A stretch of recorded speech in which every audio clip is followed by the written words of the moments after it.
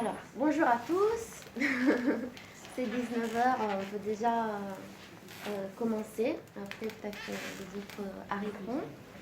Donc, j'imagine que tout le monde le connaît. Jean-Pierre Leonardini. Et bon, voilà. Comme je suis super contente de vous avoir ici. Et j'ai envoyé Céline. Ersan a envoyé normalement tous les infos biographiques. Du coup, peut-être que je ne vais pas tout répéter.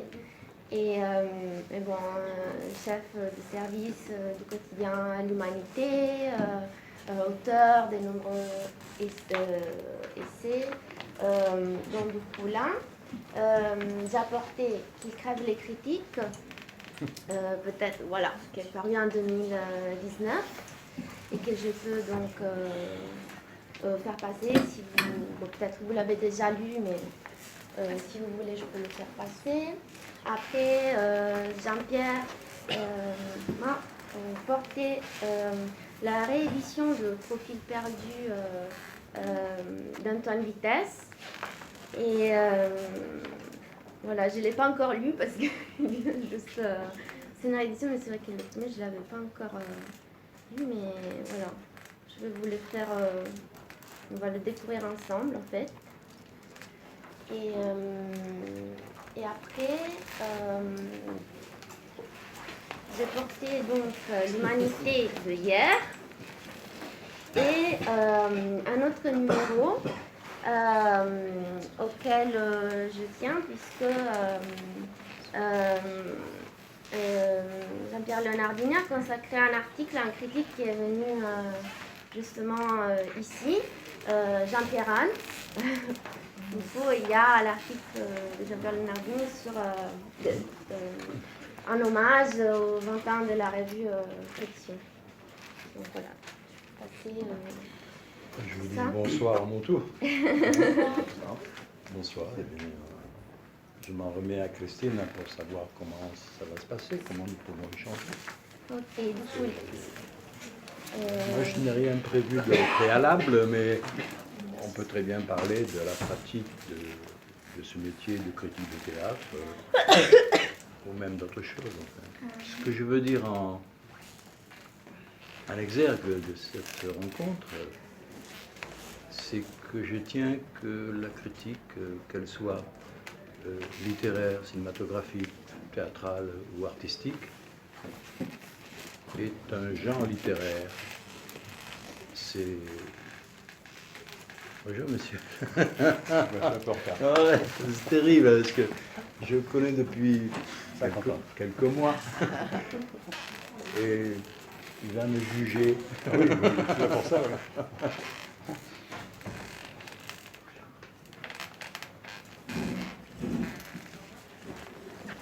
Donc, justement, la critique est un genre littéraire. Ah oui, je n'en démords pas. Je crois que c'est ça qu'il faut considérer d'abord.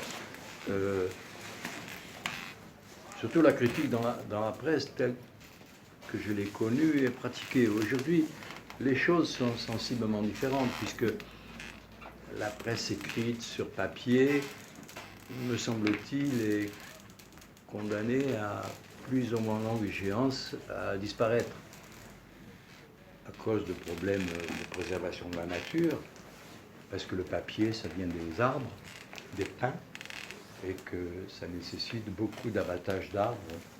C'est ce qu'on nous dit, hein, entre autres. Et donc tout va se passer d'une autre manière. Je veux dire que le concret de l'écriture a déjà changé beaucoup. Moi, j'ai commencé au stylo à billes, et puis quand on était en reportage, on téléphonait à des stélos de presse. Ce sont des métiers qui ont disparu comme les remailleuses de bas après la guerre. Donc ça induit une modification dans le temps d'écriture, dans le temps de réflexion et dans le rendu, je crois. Essayer d'écrire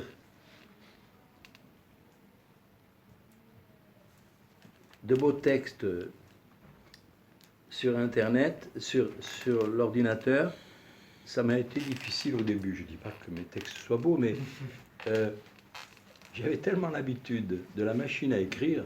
C'est à peu près tout la même chose, hein, c'est Azertiope, c'est le même système. Mais c'est peut-être lié à mon propre cerveau, qui est très lent et qui est un cerveau d'avant. J'ai toujours eu du mal avec ça. Enfin, j'y arrive maintenant. Et c'est vrai que c'est beaucoup plus pratique. Les articles arrivent directement à l'autre bout du monde. Alors qu'avant, c'était un travail du 19e siècle, en quelque sorte. Mais je regrette les rotatives et l'ambiance des journaux. Et puis, l'ordinateur induit une solitude absolue. Même aujourd'hui où nous sommes dans des bureaux paysagers, comme on dit, on n'a plus cet amour de la presse qu'on avait. On buvait, oui, on buvait de l'alcool, on chantait, on fumait, on était ensemble. Et là, on dirait des petits fonctionnaires sur leur outil. C'est plus pareil. C'est cette presse-là que j'ai aimée et que je regrette. Et encore une fois, cette nostalgie, elle m'est privée, personnelle. Je n'en fais pas une règle d'indignation universelle. C'est pour dire que je revendique cette idée-là d'être un journaliste et un critique d'avant. Voilà. Je ne sais pas si c'est bien ou pas, mais je peux faire que ça, quoi.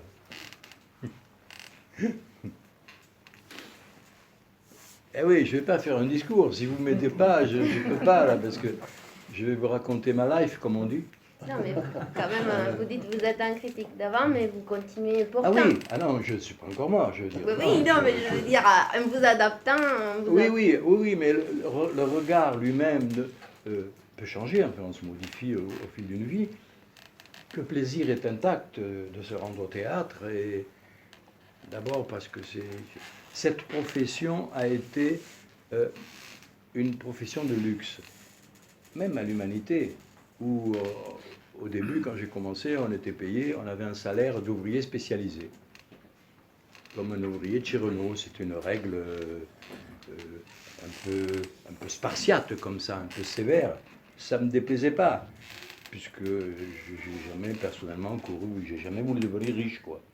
Ça ne m'intéressait pas. Au contraire, il y avait une fierté à ça. Maintenant, on est payé au tarif syndical. Les jeunes gens qui arrivent sont payés au tarif syndical. Tant mieux. Mais être payé, c'est formidable, pour aller au théâtre tous les soirs, à l'œil. Pour avoir à ce moment-là, j'étais chef de service, j'avais la carte verte pour aller au cinéma gratuitement dans tous les cinémas de France et de Navarre. Avec la carte de presse, on peut entrer dans les musées gratuitement. On reçoit des livres pour en parler. Les gens veulent qu'on en parle, ils en envoient, des dédicaces chargées d'amour. C'est magnifique, c'est princier. Je veux dire que ça n'a pas de prix, si je puis dire. Donc je peux dire que pendant 50 ans, j'ai vécu dans le luxe, sans être riche, mais plein de livres, plein de théâtres à voir. Voilà, et ça disparaît. Je ne pense pas qu'un blogueur soit couvert de livres.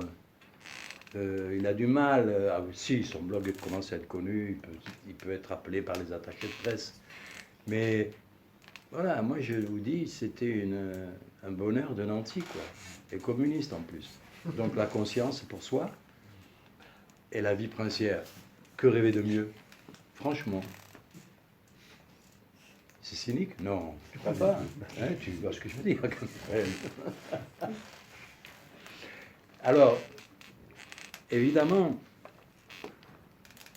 ce bonheur-là, il a une contrepartie, c'est-à-dire qu'il suppose de la part de la personne qui prend la plume pour juger de l'acte artistique, une intégrité, sinon continue, du moins reconnue à un moment.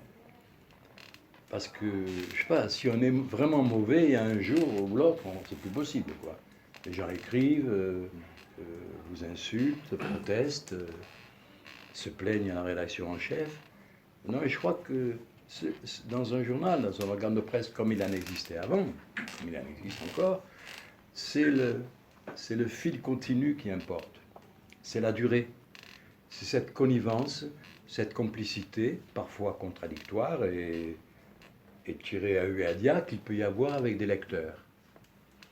Et en même temps, quand on écrit sur le théâtre ou sur toute pratique artistique, on s'adresse, il n'y a pas de priorité, on s'adresse à ceux qui ont fait les choses, aux artisans du spectacle. Les acteurs, l'auteur s'il est encore vivant, le metteur en scène, les éclairagistes, le scénographe, que sais-je. Mais on s'adresse aussi à ceux qui ont vu le spectacle, dans l'éventualité d'un partage des idées qu'on peut soumettre.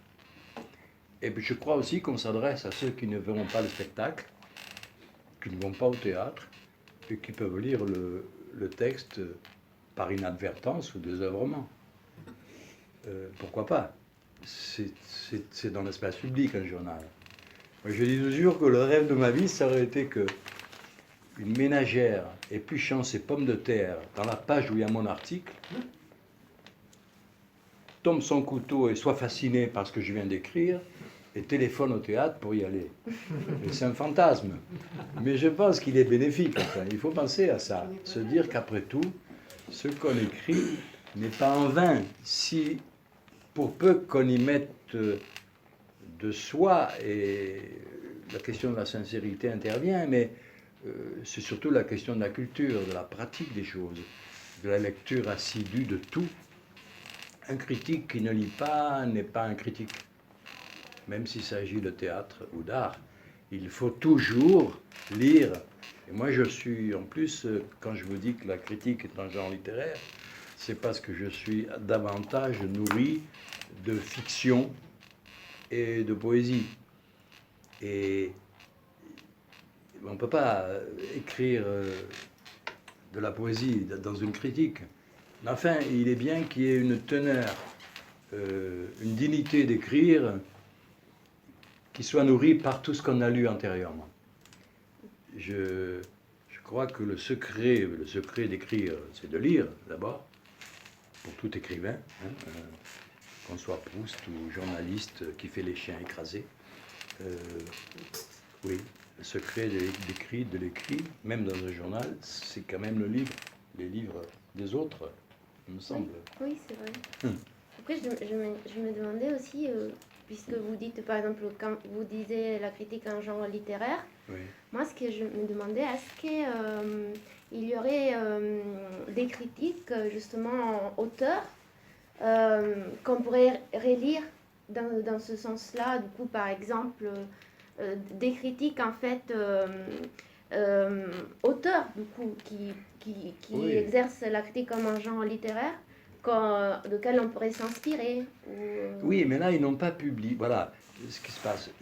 Les critiques que j'ai connues, enfin ceux de ma génération, j'étais le plus jeune. Après, ils sont morts. Maintenant, je suis quasiment le plus vieux avec Philippe Tesson, quoi.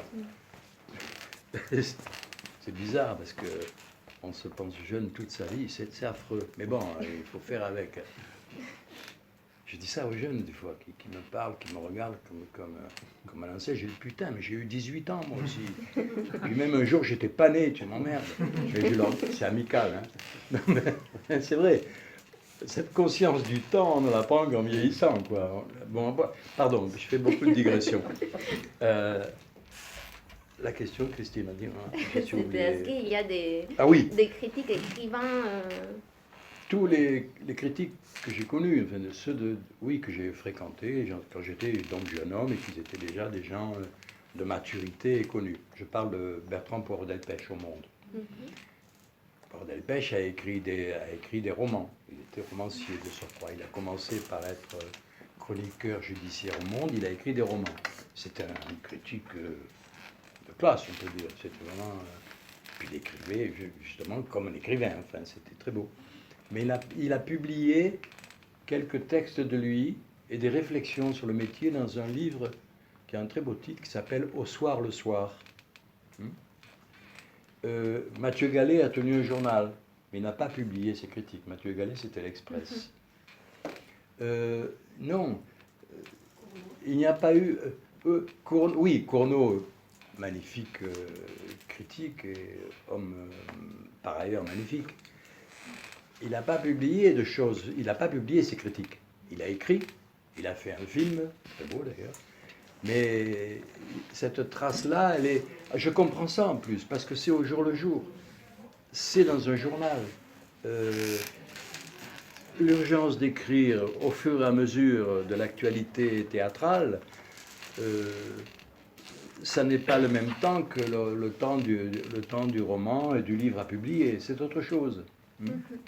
Mais tous, Jean-Jacques Gaultier. Jean-Jacques Gaultier a été élu à l'Académie comme, pas uniquement comme critique, mais comme auteur de romans. Hein? Nourricier, qui a travaillé pas mal d'années au Figaro Magazine, était un romancier remarquable. Donc, oui, ce sont des écrivains. C'est-à-dire que il me semble que c'est une génération d'écrivains et d'hommes de plume qui est issue du 19e siècle, hein, quand la critique a commencé de s'exercer dans des journaux. La grande presse, c'est le 19e. Hein, c'est la télévision de l'époque, c'est l'outil de propagande, c'est le divulgateur d'opinion. Et là, nous sommes, à cause des modifications de la technique, dans une autre phase, puisque les moyens de communication passent par l'électronique, par d'autres canaux. Mais le boom de la critique, en général littéraire ou théâtrale, c'est le 19e. Avec de grands rez-de-chaussée, dans des journaux de grand format. Aujourd'hui, on a l'habitude du format réduit du journal. Moi, j'ai connu, il n'y a que le Figaro qui a un peu réduit le format initial, mais qui reste comme ça. Moi, j'ai connu le temps où on ouvrait le journal comme ça dans le métro, quoi. Comme ça, on savait qui était qui. Ça prenait de la place, ça salissait un peu les doigts. Mais moi, je crois que la publicité sur Internet, ça salit l'âme aussi. Voilà, bon, basta.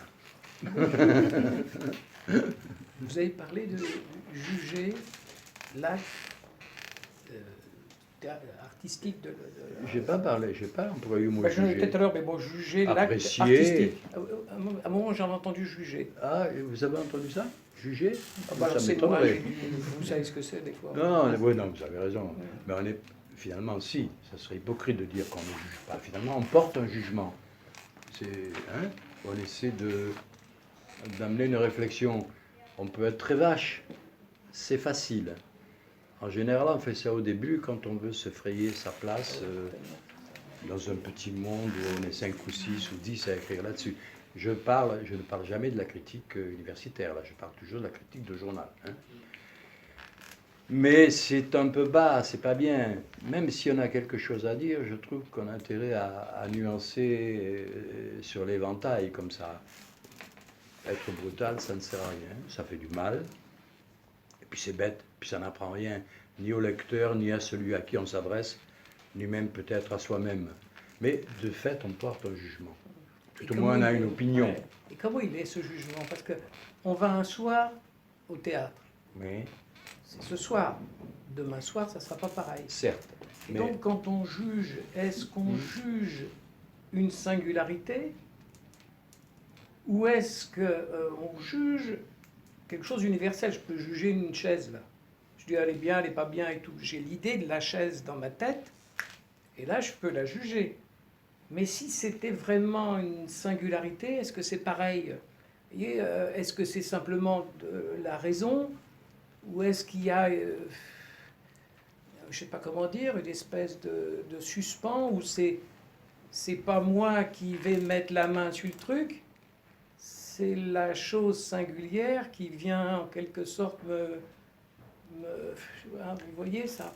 Donc voilà, c'était Si, le je vois à jugement, peu je me près. demandais comment ça marche tout ça. le jugement, le discernement qu'on peut obtenir, me semble-t-il, c'est au fil des années et de la pratique. Évidemment que nous disons, nous aussi, j'aime, je n'aime pas. Mais tout le monde peut le dire. Mais ce qui compte, justement, et c'est là qu'on rejoint la littérature ou le fini de l'analyse, c'est qu'on essaie de convaincre celui qui nous lit que ce qu'on dit n'est pas forcément une ânerie ou bâti sur le prime saut, comme ça, sur l'impression première. Non, on essaie d'approfondir, et plus on voit les choses, plus, me semble-t-il, on est armé pour parler du théâtre ou d'autres choses. Donc, j'entends bien ce que vous dites. Mais, puis la singularité, c'est pas forcément ce que... Est-ce qu'il faut réclamer... Voilà. Est-ce qu'il faut réclamer à l'artiste la singularité? C'est une vraie question. Eh bien, je ne sais pas. Je ne sais pas. Il peut y avoir des choses tout à fait attractives et remarquables qui se réclament d'une tradition, d'un code de représentation. Alors, le code le plus banal dans notre vie de spectacle et d'image, c'est le code naturaliste, celui que la télévision véhicule avec le plus de force. Parfois d'ailleurs, non sans talent. Hein, n'oublions pas que la qualité des séries en général a progressé, qu'elles soient anglaises, allemandes ou italiennes. Enfin, moi, je regarde la télévision pour ça, pour la fiction en série. Mais c'est le naturalisme. Alors que le théâtre peut se permettre d'autres espèces de représentations. Au théâtre, on peut être expressionniste, symboliste, mélanger les pratiques, ce qui se fait beaucoup aujourd'hui, la danse, l'image projetée, le texte. Le théâtre n'est plus ce qu'il fut il y a encore, je crois une trentaine d'années, enfin, où il y avait une espèce de lutte sourde, mais ouverte, entre le théâtre public qui se réclamait d'une esthétique neuve, la plupart du temps hérité de Brecht, et un théâtre que la comédie française représentait bien dans sa tradition classique, enfin. Cela dit, il y avait des acteurs prodigieux qui pouvaient être Robert Hirsch ou Jacques Charon, qui étaient des brûleurs de planches inouïs. Et ça, petit à petit, on remet les choses en place comme ça. Et puis le théâtre public en France a changé aussi dans ses formes. Aujourd'hui, c'est très curieux, on montre presque plus de classiques à la comédie française, et on montre du répertoire contemporain.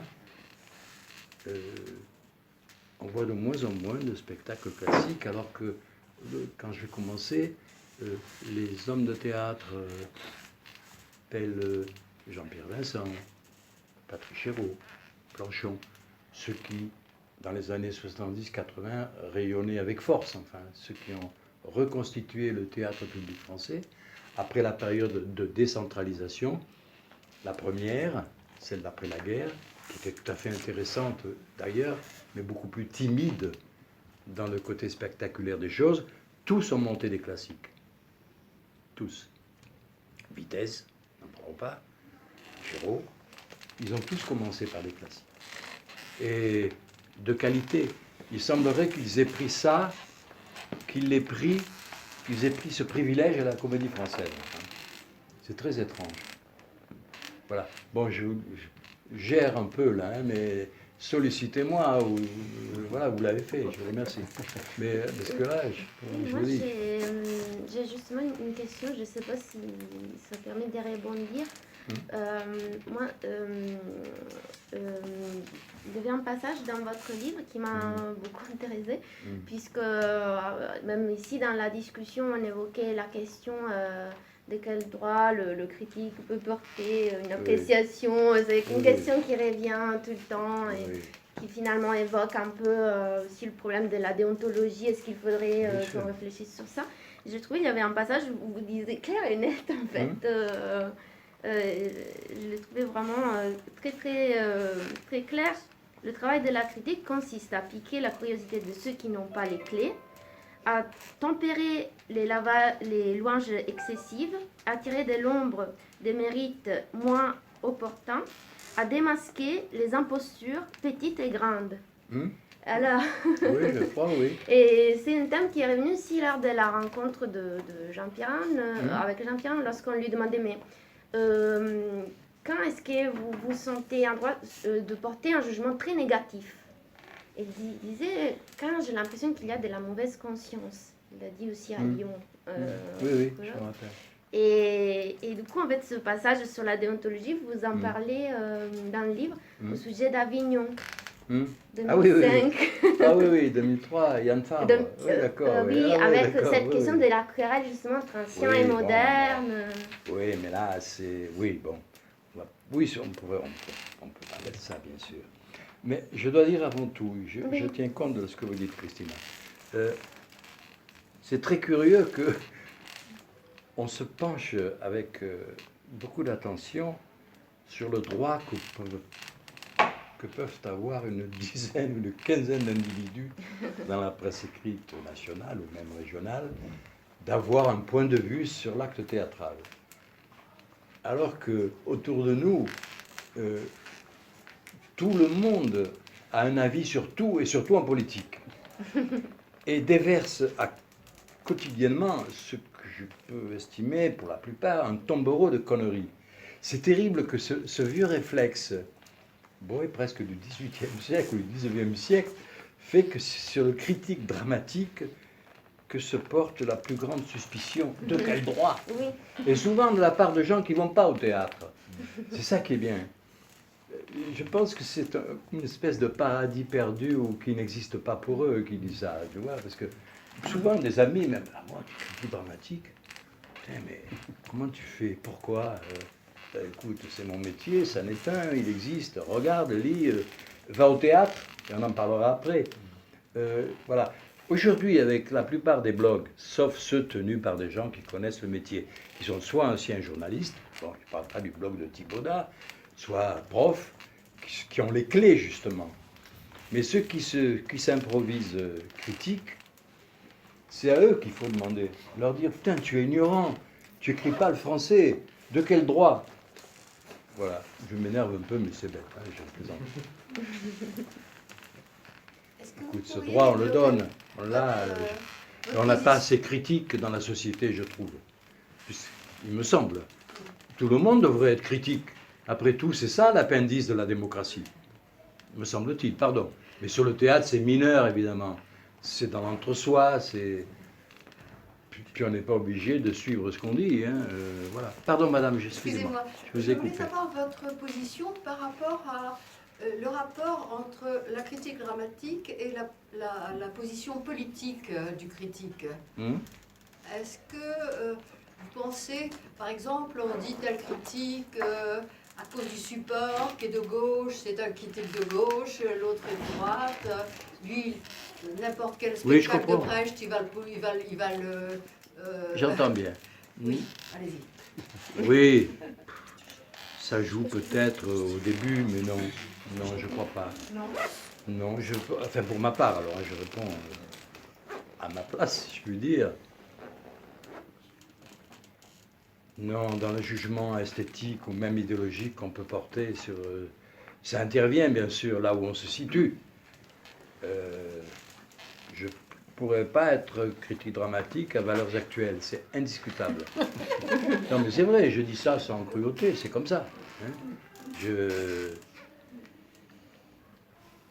sais pas, non, c'est pas possible, mais j'ai pas envie que dans mes articles on dise putain, t'as vu, c'est un truc de sectaire. Non, on parle d'art. Ce qui ne veut pas dire qu'on ne parle pas des idées et qu'il n'y ait pas lutte des idées parfois, enfin. Mais enfin, en France, il n'y a pas de théâtre fasciste quand même, jusqu'à preuve du contraire.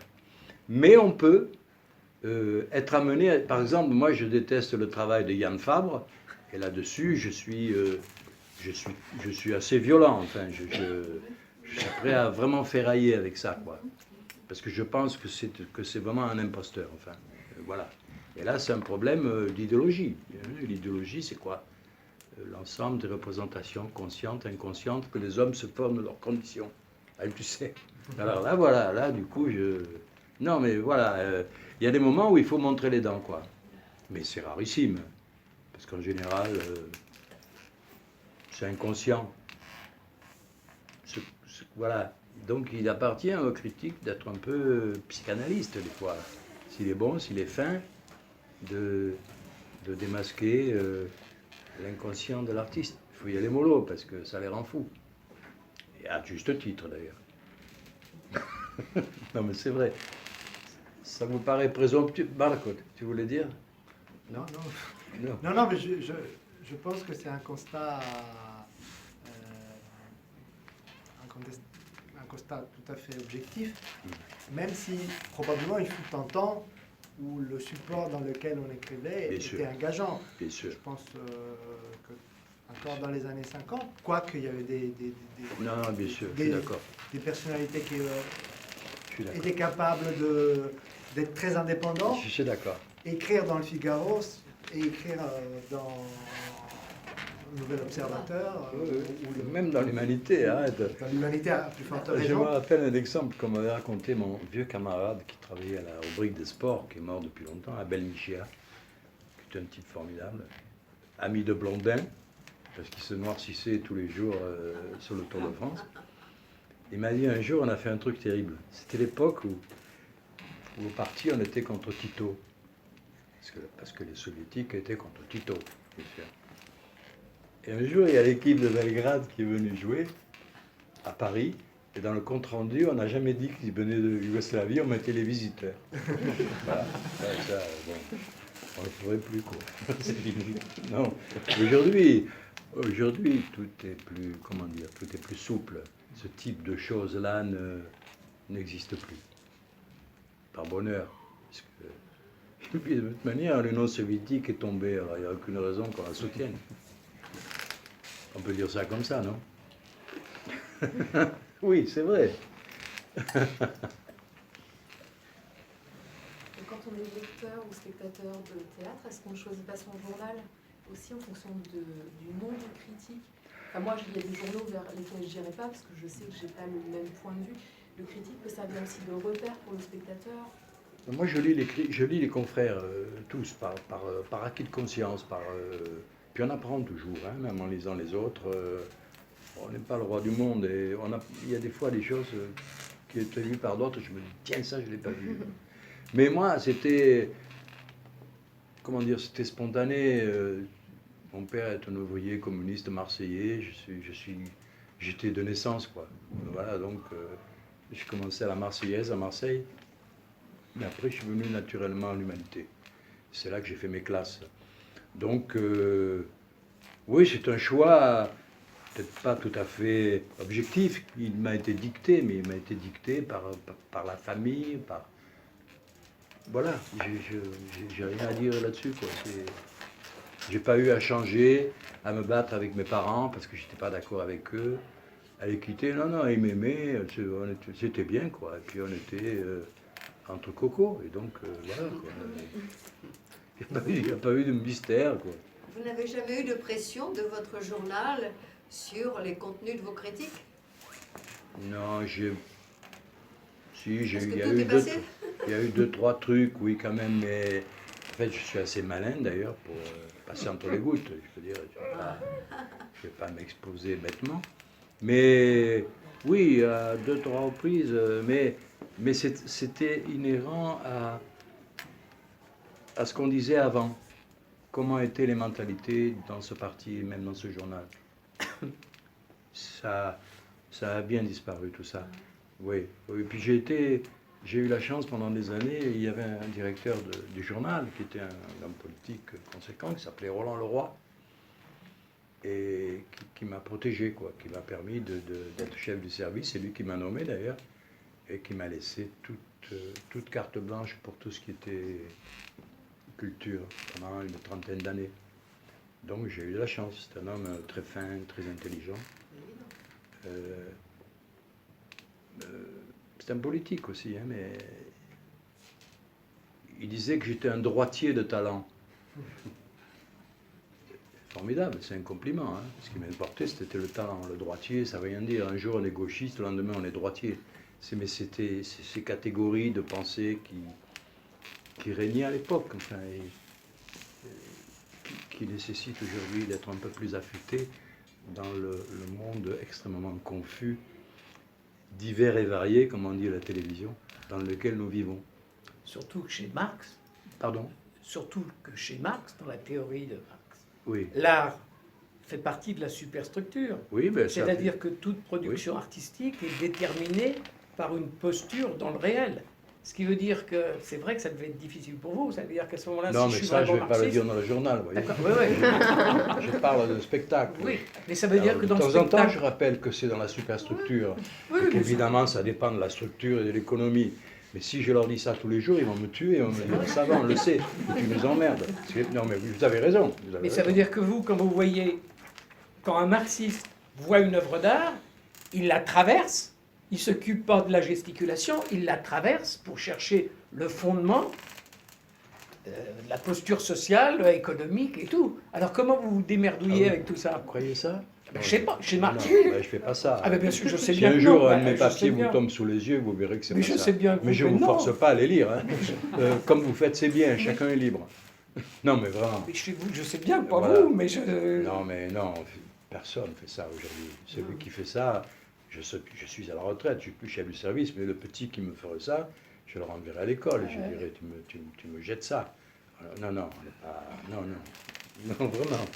Vraiment. Mais je comprends, mais je vous sais avez, bien. vous avez poussé le Pas bouchon vous. très loin, c'est bien, mais non. Non, non. Pas vous, mais même pas les autres. Même ceux qui ne sont pas bons dans mon journal, ils ne sont pas comme ça. Ils essaient d'écrire, les pauvres. Et de se forger un être. C'est ça le plus important d'ailleurs. Où qu'on soit. Mais non, non, on ne peut plus faire ça.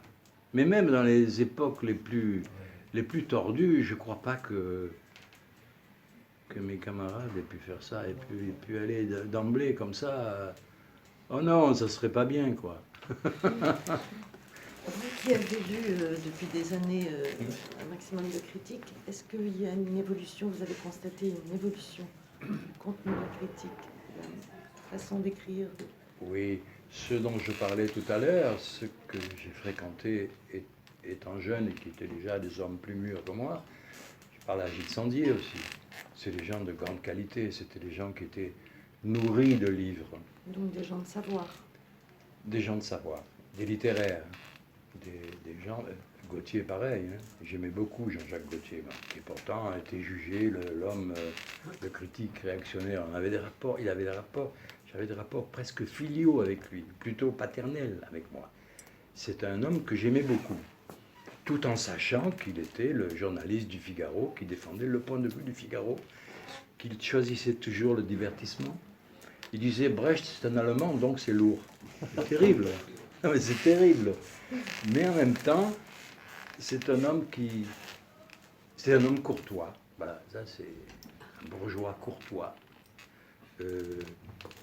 qui écrivait très bien, une langue très simple, très classique. C'est pour ça qu'il a été à l'Académie française.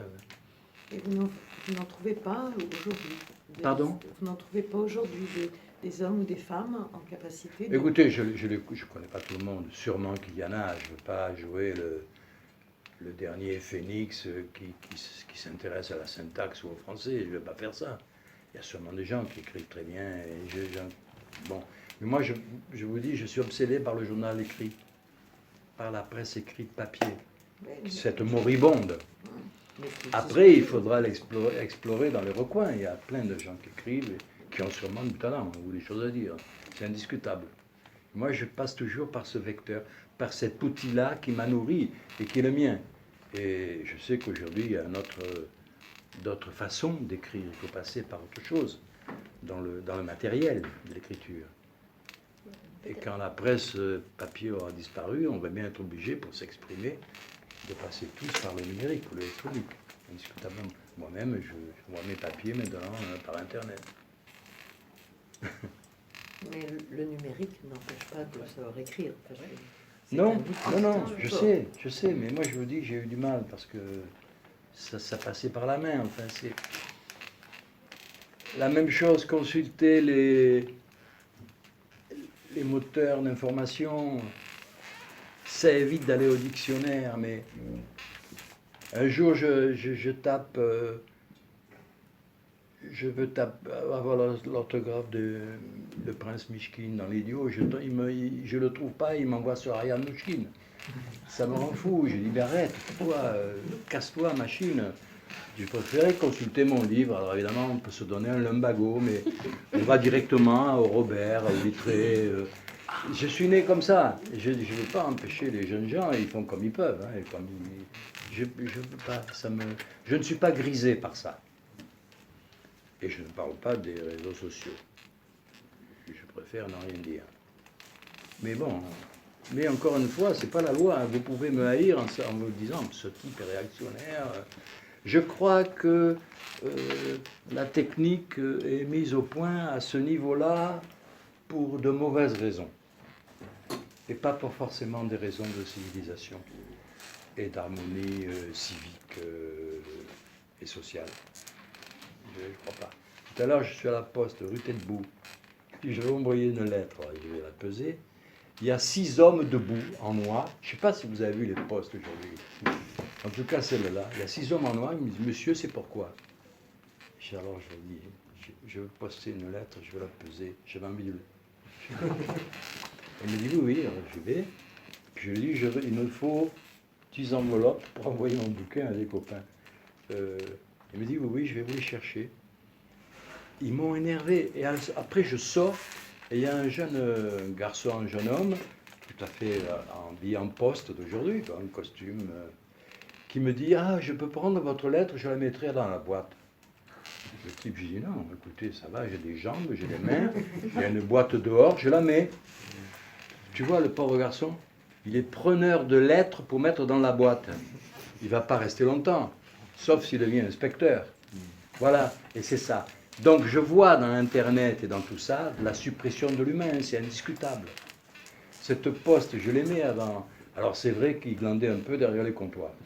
Il y en avait un pour les mandats, il y en avait un pour les colis, un autre pour... Mais enfin, on pouvait parler avec eux, c'est sympa. Moi, je l'avais rencontré un, c'était un Corse, et c'était un lointain cousin à moi d'Ajaccio. Alors j'allais le voir, on parlait. Aujourd'hui, le pauvre, il est à la retraite, heureusement pour lui. Aujourd'hui, je ne pourrais pas. Il y a 4 ou 5 gardes du corps autour. Qu'est-ce que vous voulez, monsieur? Oh là là, non, j'aime pas ce monde-là. Pareil pour la presse, pareil pour l'information. Mais je vous dis encore une fois, je suis un homme de presque 80 ans. Il y en a un sur le compte internet, il a dit que j'étais un vieux schnock. Il a raison, il a raison. Ça ne me blesse pas, ça m'est égal. Mais je défends ce monde-là que j'ai vécu et qui m'intéressait, quoi. Et qui m'a permis de vivre et de gagner ma vie, après tout, voilà. Et je souhaiterais que les jeunes gens qui ont du talent et qui sont blogueurs puissent avoir une carte de presse, être payés et ne pas être des sous-employés de raisons sociales bidons, quoi. Hein, voilà. Quid de la carte de presse? Quel statut ça a? Est-ce que la presse, ça va être uniquement celui qui organise des rixes idéologiques à la télévision ou celui qui annonce sur prompteur? Qu'est-ce que ça devient, la presse écrite? Les éditoriaux, les gens qui font les billets, les reporters. Il n'y a quasiment plus de grands reporters par écrit. Tout passe par la télé, par l'image. Il n'y a plus de Lucien Baudard, il n'y a plus d'Albert Londres. Il y a un prix Albert Londres, mais il y a encore des journalistes qui cherchent et qui font des choses. Mais moi, j'ai peur que l'écrit disparaisse ou se dilue. Et je suis peut-être trop pessimiste. Voilà. Pardon, hein, c'est un monologue, quoi, finalement. Enfin, vous m'avez invité, je monologue. Hein. Moi, ce que du coup, ce serait important de dire que la critique a un métier, justement aussi pour bien noter qu'il y a de l'humain là-dedans, ce n'est pas qu'une fonction. Voilà, avant d'être critique, on est journaliste. C'est ce qui s'est passé pour moi. On entre dans un journal et on est parfois essayé dans plusieurs rubriques, quoi. J'étais essayé à l'EMA dans la rubrique de politique internationale quand je suis arrivé. Je m'occupais de l'Amérique latine. Et puis, c'est l'époque où il y a eu le coup d'État de Boumedienne en Algérie. On avait un correspondant permanent en Algérie à ce moment-là, qui est revenu au journal parce que Boumedienne nous a fait partir, et il a repris sa place. Et donc, on m'a dit, je ne sais pas quoi faire de toi. J'ai dit, ben, la culture. Puis voilà, je suis resté. C'est formidable parce que c'était à la bonne franquette. Pas d'études de journalisme. Aujourd'hui, à l'Institut, et tant mieux que nos jeunes gens apprennent dans les écoles le journalisme. C'est une bonne chose. Moi, ça s'était fait, je suis un autodidacte pur jus, quoi. Ça s'est fait. Après l'armée en Algérie, je ne savais pas quoi faire, mais vraiment. Je vais à la Marseillaise, j'ai dit voilà, je veux être journaliste. Il me dit, tu as fait l'armée? J'ai dit oui, tu as fait l'armée. Tu es au parti? J'ai dit oui. Il me dit, ben, tu commences quand, aujourd'hui ou demain? Voilà. Et c'était facile, c'était magnifique. C'est pas possible aujourd'hui. Je vois les curriculums de mes étudiants, et c'est 2 pages double interligne. Ils ont fait du karaté, ils apprennent le suédois, et ils sont spécialistes en cuisine, en ski alpin. Ils parlent 4 langues, et ils ont 25 ans, et ils servent le midi dans un bar pour gagner leur vie. Non, nous, non, c'était en 62, on était les rois du monde, il y avait 10 000 chômeurs en France. Et les 10 000, c'était les clochards barbus qu'on voit sur les cartes postales de Notre-Dame de Paris avec l'orgue. C'est les asociaux pittoresques. Ce n'est pas les pauvres, les misérables par nécessité. Donc, moi j'avais un copain à l'armée, il était coiffeur, il est devenu coiffeur, l'autre il voulait être banquier. On a tous eu du travail. C'est une autre époque. C'est un autre monde. C'est les 30 Glorieuses. Grâce aux immigrés qui venaient fabriquer des voitures. Enfin bon, voilà. Là, c'est du coup, c'est de la politique, mine de rien. Non? Ben, j'ai peur de vous saouler, là, non? Parce que vous me faites parler et je dis des trucs privés, en plus, c'est pas bien. Si, ouais, c'est bon. Moi, je voudrais poser la même question que j'avais posée à Jean-Pierre. À Jean-Pierre? Anne? Ouais. Qui est très basique et qui revient vraiment au théâtre. Vas-y. Que fait le critique pendant le spectacle? Parce que souvent, quand on parle de la critique, on parle des techniques, des rapport à l'écrit, machine à écrire ou ordinateur. Mais tu as raison. y a-t-il je ne veux pas dire des techniques, mais des habitudes, pour mémoriser, Moi, je pense vraiment à un jeune critique qui veut avoir quelques conseils très concrets. Comment regarder, quoi regarder? Je vais essayer d'attraper par plusieurs côtés, mais j'entends, elle est essentielle cette question-là. Bon, je vais parler de certains confrères qui, Mathieu Gallet par exemple, et Frédéric Fernet, de Figaro, ils avaient un stylo électrique et ils prennent des notes pendant le spectacle. Et moi, ça c'est un truc, mais alors, que je déteste. D'abord parce que ça gêne le voisin. Moi, Fernet, qui était un copain, je dis putain, éteins-le ton truc, là, tu vois pas que. C'est vrai, c'est pas bien, quoi. Alors voilà, moi j'écris le papier quand je vois le spectacle. C'est terrible. C'est affreux. J'essaie, mais j'essaie pas. Ça se fait naturellement maintenant. Pas au début. Au début, je tâtonne, je me dis de quoi je parle, la mise en scène. Après, je crois qu'on acquiert un esprit de synthèse. Voilà, dans un petit truc que je fais comme retraité dans l'humanité, c'est 2600 signes par semaine. C'est rien, 2600 signes. Donc ça induit un esprit de synthèse. L'ellipse. En même temps, il faut faire simple. En même temps, il ne faut pas être bêta. C'est pas facile, mais c'est un exercice. Et moi, je fais... Parfois, quand je vois le spectacle, le titre de mon papier se fait dans la tête. Je veux dire que c'est vraiment pas... Ça ne peut pas être un réflexe de spectateur ordinaire qui prend son plaisir.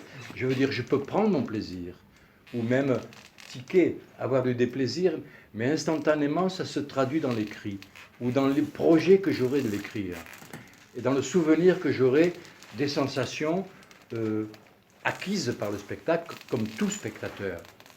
C'est très curieux, mais là, c'est vraiment un réflexe, je veux dire, professionnel, quoi. C'est un réflexe conditionné de type qui doit écrire dessus. Quand tu vas au spectacle pour le plaisir, et qu'après tu vas dîner avec des amis, tu te dis pas, putain, je vais faire un titre, comment traduire ça? Comment traduire avec ma sensibilité et par écrit ce que j'ai reçu? Non, tu es en mission. Tu ne peux pas être un spectateur comme... D'abord, tu es invité. Tu ne paies pas ta place. On en revient au luxe de tout à l'heure. Mais si tu es un honnête homme, tu vas payer ton écho en parlant du spectacle. Parce que c'est pour ça qu'on t'invite gratuitement.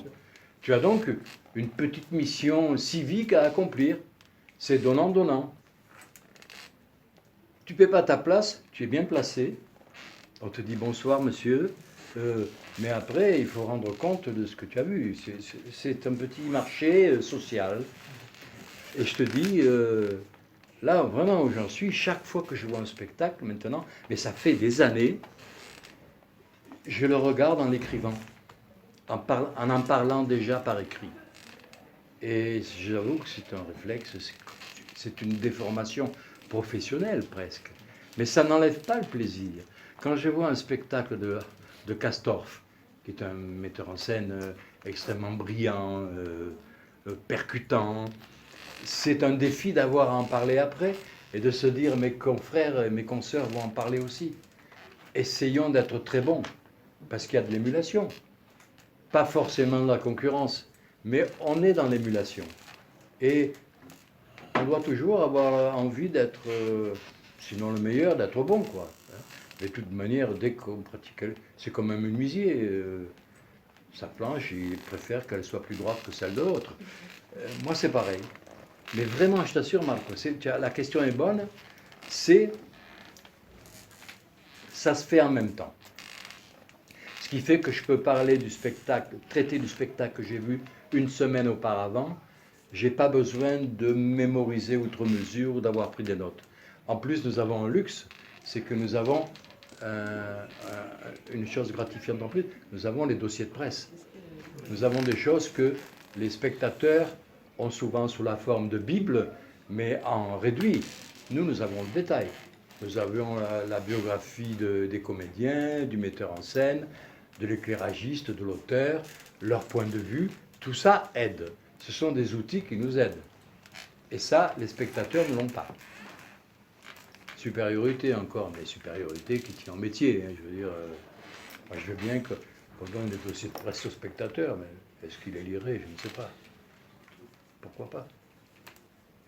Préparer avant d'aller à une représentation de façon quelconque? Non, c'est pas la guerre. Enfin, le dossier de presse, vous le lisez avant ou après? Non, des fois, moi j'ai quelques amis attachés de presse. Et c'est elles qui me connaissent, qui savent si ça peut peut-être m'intéresser ou pas. Donc, elles me disent ce soir, je t'amène à Malakoff ou ailleurs, ou viens avec moi à Bordeaux. Et j'y vais, des fois je ne sais même pas ce que je vais voir. C'est par amitié pour l'attaché de presse. Enfin, si, je regarde après, je regarde le spectacle, je lis et j'écris dessus. Mais des fois, ça m'est égal. Maintenant où j'en suis, hein, quand j'étais plus jeune, je lisais les choses avant et tout. Maintenant, non. C'est vraiment un truc de vieux briscard, quoi. On verra bien. Non. Comment vous choisissez parmi la multitude de... Alors là, c'est simple. Quand j'étais en exercice comme chef du service et critique dramatique en titre, j'étais le seul. J'essayais de voir tout. C'était à devenir fou. J'ai dirigé une équipe, tous les soirs j'allais au théâtre. C'est une vie impossible, c'est une vie agréable. Parce qu'après, on va manger une choucroute au théâtre. Enfin, je dis, c'est une vie de boulevardier, une vie de parisien. Ça aussi, c'est formidable. C'est mieux que de vivre perdu en province, faire son sillon avec le tracteur et fabriquer des pommes de terre et avoir du mal à les vendre. Je vous dis, une vie de prince, je l'assume, de prince communiste en plus. Alors là, c'est imbattable. Là, nous sommes plusieurs à parler du théâtre. Moi, étant à la retraite, j'ai ce petit carré, précaré comme ça, du lundi. Donc, je vais voir ce que ne vont pas voir les autres. Mes camarades plus jeunes vont voir les choses importantes, de grands renoms spectaculaires. Et puis c'est normal. C'est normal qu'il se passe les dents sur les grandes choses. Hein. Et moi, je choisis comme ça, un peu à la fortune du pot. Comme ça me plaît, ou comme mes amis attachés de presse m'y incitent. Et des fois, quand il y a un truc que j'ai envie de voir, je leur dis, oh, ça, c'est pour moi, hein, ça va. Voilà. Mais sinon, il y a tellement de choses. Je ne vais plus tout voir. D'abord, personne ne peut tout voir. C'est fini. Ouvrez l'officiel des spectacles, je ne sais pas, il doit y avoir 500 salles de spectacle à Paris. Du café-théâtre ou du stand-up à la Comédie Française. C'est immense. Personne ne pourrait dire je peux voir tout. C'est pas possible. En plus, les spectacles sont de plus en plus, dans les petites salles en particulier, même dans les grandes, c'est de plus en plus bref le temps de représentation. C'est rarissime qu'on joue un mois et demi, sauf sur le boulevard quand il y a un grand succès. Et là, ils vont jusqu'au bout, tant que la salle est pleine et tant que l'argent rentre. Mais sinon, dans les salles de mission plus ou moins de service public ou semi-privé, c'est une semaine, un mois au maximum, avec des difficultés. N'est-ce pas, René? Hein? Vraiment. C'est pas facile. L'économie du théâtre est très modifiée, très bousculée, et surtout dans la période où nous sommes. Il y a de grands théâtres, pardon, de grands théâtres. Le théâtre, le gymnase Maribel, par exemple, sur les boulevards, je connais bien, j'habite le coin. Aujourd'hui, ils font les 3-8, comme à Avignon. Il y a 3-4 spectacles de stand-up dans la journée. Le gymnase Maribel. Je le dis dans mon bouquin, j'ai connu Maribel. Je l'ai vu jouer Phèdre. Vous l'avez vu, voilà, ben voilà. Et elle était mariée à Jean Chevrier. Et quand elle était dans son fauteuil roulant, Chevrier l'a poussée sur les boulevards. L'humain était là, je les voyais. Je voyais passer Maribel, Phèdre, mais Phèdre un peu handicapé quand même. Là, bon. Et j'ai vu Phèdre, alors il y avait Chevrier jouait Thésée, et Dacmine jouait Hippolyte en jupette romaine. Je me rappelle ça. Vous voyez, des trucs. Aujourd'hui, on monte Phèdre comme ça, les gens vous tuent. Il faut être en jean ou avec des tennis. Quoi. Non, à l'époque, il jouait à la romaine. Quoi. C'était formidable d'ailleurs. Puis Maribel, elle avait, quand elle a joué Phèdre, à la fin, elle avait plus de 18 ans. Hein. Elle était bien, c'est une vieille dame. Quoi. C'était émouvant. Cela dit, la manière qu'elle avait de dire le vers, alors là, ça changeait tout. Parce que c'était la vieille école. C'était la grande école du français, du conservatoire, de l'alexandrin, n'est-ce pas? Et oui. Et c'est une chose qui disparaît un peu. Mais on gagne autre chose, peut-être. Je ne vais pas pleurer sur l'alexandrin. Quoique, quand on monte Racine, c'est bien que ça soit nécessaire. Hein? Ah oui, c'est la moindre des choses. Pardon, Caro, excuse-moi. Justement, en fait, comme aujourd'hui, il y a énormément de salles de spectacle, aujourd'hui, on ne peut pas tout voir. Et c'est vrai qu'il y a quelques décennies, enfin, les critiques, ils se voyaient tous les soirs et ils voyaient tous les mêmes spectacles.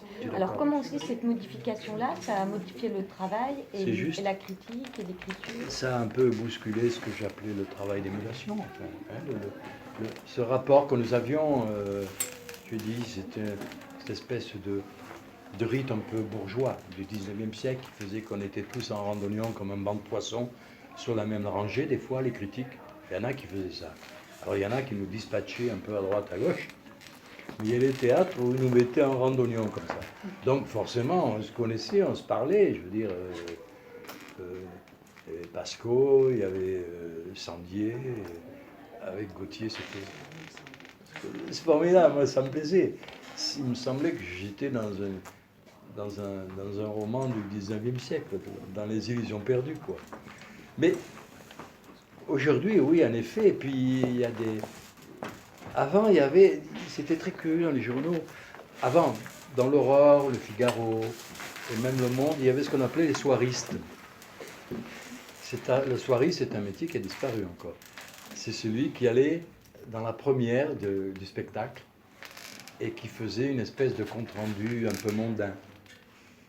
Hier soir, au Théâtre des Champs-Élysées, on a vu monsieur Untel, ministre de l'économie, il y avait Brigitte Bardot, le soiriste. Ça n'avait rien à voir avec la critique, mais c'était une manière de parler du théâtre, d'entretenir l'intérêt populaire autour de lui. Ça a disparu. Qui paierait un soiriste aujourd'hui? C'est pas possible, parce qu'il y a aussi un problème d'économie. financier. Pourquoi payer un critique?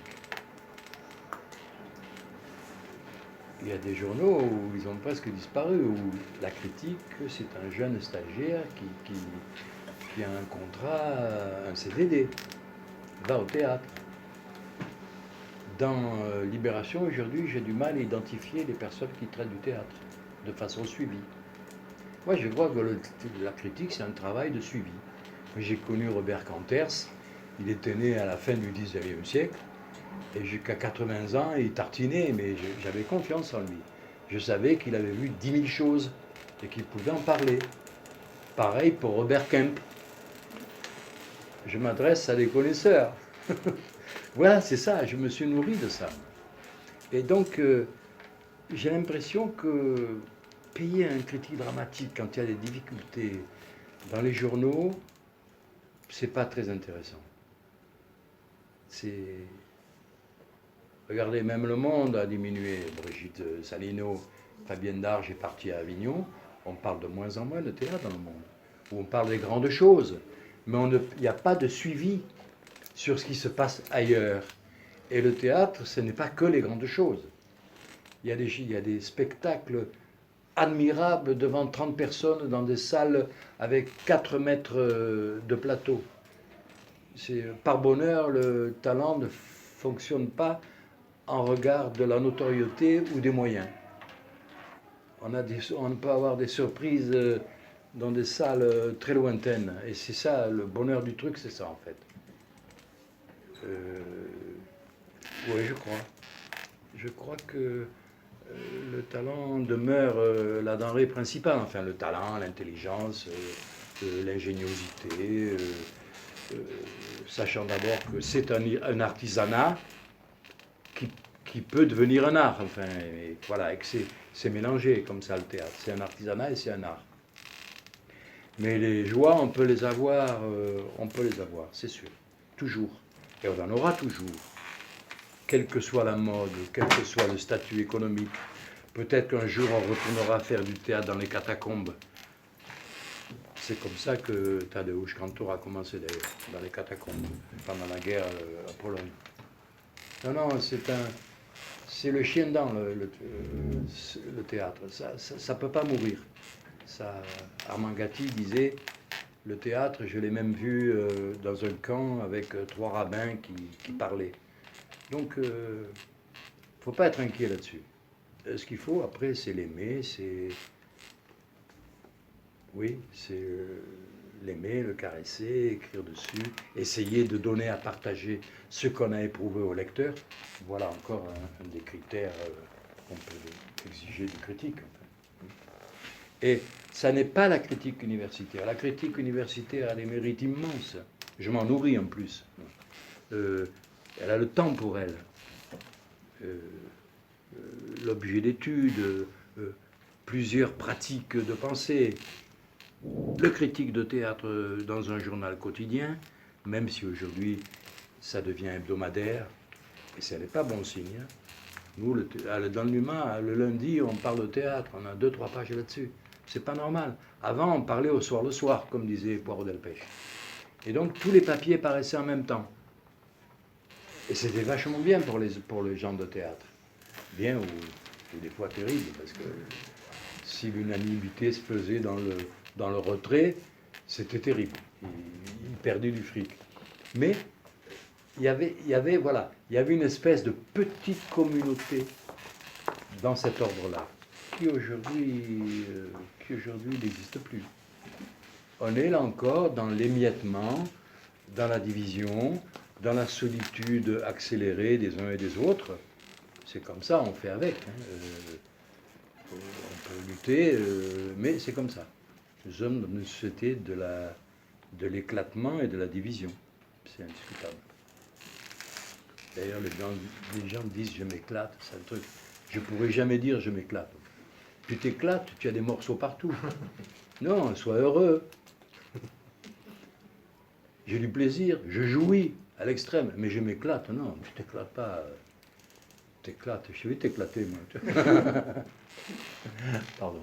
Je vous en prie, monsieur. Est-ce que ça vous est arrivé justement dans votre votre carrière, d'être à un spectacle, d'avoir le souvenir de spectacles qui vous ont complètement désarçonné et vous n'avez pas pu écrire dessus.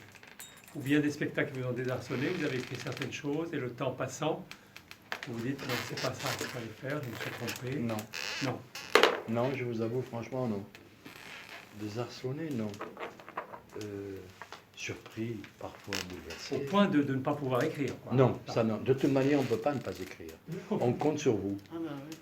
C'est prévu.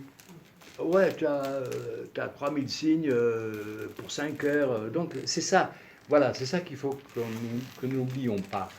C'est que, La contrainte. avant, voilà, la contrainte de l'horaire et de l'espace même dans la page. Il faut donner à une heure dite. C'est pas comme le travail de revue. Là aussi, il faut rendre à une heure dite. Bon, mais notre amie Anne ou Diane Scott, Diane, elle fait une revue sur un an. Ça va, elle n'est pas 5 minutes près, quoi. Non, mais c'est vrai, c'est vrai. Nous, non, là, c'est ça. Et avant, alors, je reviens toujours à avant, parfois, on tombait la tombée du journal, on tombait très tard. On finissait à minuit ou 1h du matin. D'ailleurs, c'était formidable parce qu'on était au marbre, disait-on, avec les ouvriers du livre. Des gens en blouse grise, qui parlaient fort, qui chantaient, qui étaient des ouvriers anarchistes, qui étaient drôles, avec qui on se vannait. On avait un rapport avec les ouvriers du livre. Maintenant, c'est fini. Ça n'existe plus. Voilà quelque chose qui s'est modifié. Puis les ouvriers du livre, c'est des gens intéressants. C'est des gens intéressants. Fort en gueule. Tous anarches. Tous à la CGT, tous anarchistes. Et ça, je le dis dans le bouquin, Hegel les appelait les épaules plébéiennes des Lumières. C'est magnifique. Parce que les ouvriers du livre, au XIXe siècle, quand le journal arrive, quand les journaux de masse apparaissent, sont presque les seuls à savoir lire. Donc c'est pour ça qu'on dit que c'est l'aristocratie ouvrière. Et donc ils en sont fiers. Et pour entrer à la CGT du livre, il faut montrer patte blanche. Hein. On n'entre pas comme ça. Hein. C'était vraiment un rêve d'être avec eux le soir jusqu'à minuit, quoi. On relisait les choses. Et puis, ils travaillaient le plomb. Ils faisaient encore les titres à la main, comme Gutenberg. Hein? Il y avait les Maurras, ces énormes trucs en plomb sur un chariot qui imprimaient à l'envers. Et après, on avait les rotatives à côté. Moi, la Marseillaise, avant d'être journaliste, j'étais pendant 6 mois aux rotatives. Je recevais les journaux comme ça. Et ça, c'est un paradis perdu. C'est un autre monde, quoi. Maintenant, j'imagine qu'il y a des rotatives encore, mais j'y suis plus. C'est tout. Avant, c'était dans la même maison. On avait le journal complet. Bon, j'en suis là. Vous m'avez posé une question et je commence. Non, simplement, la question qui était posée, c'est de savoir si un soir, même si, oui, en effet, il faut que ce soit prêt à telle heure, qu'est-ce que je vais écrire sur ce que je suis en train ça, de voir. non, cher ami, on se le dit toujours. Le qu'est-ce que je vais écrire Non, mais même quand on fait une lettre. Je vais rien pouvoir écrire. Ah non, ça, non, la paralysie, non. Non, non. Ça veut Non, dire- bon an, mal an, il faut y aller, même si on n'est pas bon. Non, vraiment. Sinon, ça fait engueuler, quoi. On freine le travail collectif. Ah, c'était ça la grandeur et la misère du travail de presse, quand il fallait réagir au jour le jour. Et ça, ça m'enchantait. Des fois, le spectacle se terminait assez tôt. J'allais au journal, c'était sur les boulevards, à Paris, face au Rex. J'allais au journal et on me disait, écoute, il y a un trou là, si tu veux, tu fais maintenant. Et c'était 11h du soir. Et il fallait que ça donnait à minuit. Il faut vraiment plonger. C'était un exercice périlleux, mais Exaltant. exaltant. Finalement, c'est très excitant. Alors, c'était pas pour les grands spectacles. Hein. C'était pour un truc plus petit. C'était pas pour Cantor, pour le premier Bob Wilson, ou Gruber. Là, on prend un peu de temps, quoi. Non, mais c'est ça, c'est ça. Et puis, je dois dire que j'ai eu la chance, arrivant à Paris, d'être auditeur libre au cours que donnait Bernard Dort sur le théâtre. Et là, je ne savais pas quoi faire, mais c'est grâce à Bernard Dort que j'ai eu envie de me rendre au théâtre et de parler du théâtre et d'écrire dessus, quoi. Parce que c'était un homme tellement lumineux, tellement généreux, qui vous donnait forcément le sens du partage, quoi. J'ai beaucoup admiré et respecté infiniment. Et c'est à partir de là que, après avoir été critique de cinéma à l'Humanité en commençant, il y avait Guy Leclerc au début quand je suis arrivé. Guy Leclerc qui était un très bon critique de théâtre, un bel universitaire, qui a écrit un beau livre qui était ami de Villard, a écrit un beau livre sur Avignon, sur Villard, enfin, c'était quelqu'un de bien, Guy. Moi j'étais au cinéma, après Philippe Madral est arrivé, qui était universitaire, mais pas dans le théâtre. Je crois qu'il était dans l'agronomie, Philippe. Mais il aimait le théâtre, il en parlait bien. Il a été 2 ans critique de théâtre, et quand il est parti, il n'y avait plus personne. Et on m'a dit, tu continues le cinéma ou tu prends... J'ai dit, je prends le théâtre. Je voulais avoir mon truc à moi, parce qu'au cinéma, j'étais le second. Et j'étais le second de Samuel Lachise, qui aimait le cinéma français populaire. Et il me laissait Godard, Truffaut. C'était bien. Mais dans le contexte actuel, tu l'as très très bien expliqué, mais même pas comparable à l'âge d'or de la presse, sans remonter au 19e. Oui, même au 20e, même au début. Qu'en est-il du devoir d'information de la critique? Parce qu'à un moment donné, quand il y avait... Tu as raison. Il y avait un métier... quand on dit Gauthier, il écrivait pour le lecteur du Figaro, il y avait une éthique, je pense, qu'on pouvait partager ou pas. Lui, il se posait la question de donner les informations tout à fait.